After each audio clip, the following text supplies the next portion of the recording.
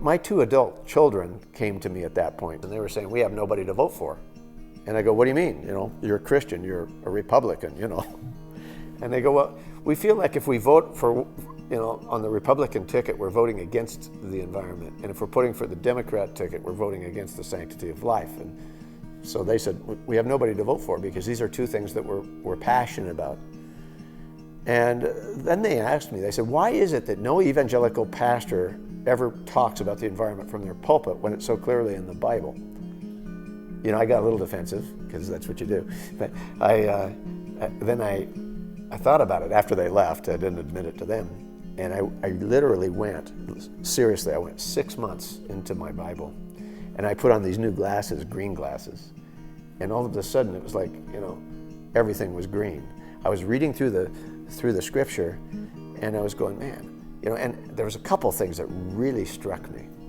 One of them was in Romans 1, and Paul's opening to the Romans, and he's just talking about God's wrath against the unsaved world. And he says one of the reasons is because he's revealed himself to all men.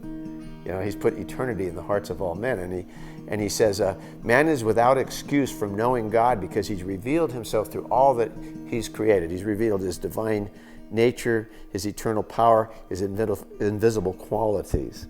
And because of that, in nature, and I thought about that. I thought, as a pastor, I used to really react to people saying, I'm in the mountains and that's where I feel God and all that. And I'm going, oh, you're just this, animist, or something. It's like you're just out there hugging.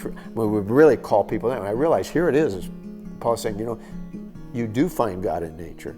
And God does reveal himself in nature. And I started thinking about evangelicals. If evangelism is our primary goal, getting people to heaven and into a relationship with God and into a revelation that he exists, I thought, we have pushed aside one of our most powerful vehicles of evangelism by literally calling people names and alienating people who care about this stuff. Even from a perspective of an evangelical, I should care about this because it is one of the greatest assurance of the existence of God that you could lead people to Christ through. After 6 months of studying the Bible, I decide I'm going to preach my first message to my church. And I come in on a Sunday scared to death. I'm in a red state, very conservative, and I'm going to make a stand on the environment and take people on a walk through the Bible to show them why we need to do this. And it was interesting. Because I wasn't the best message I ever preached, I'm sure. I was scared, I was nervous. But at the end, all 3 services on that Sunday morning, I got standing ovations from my people.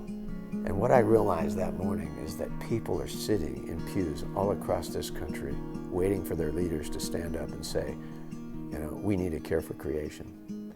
And it's okay to love the environment.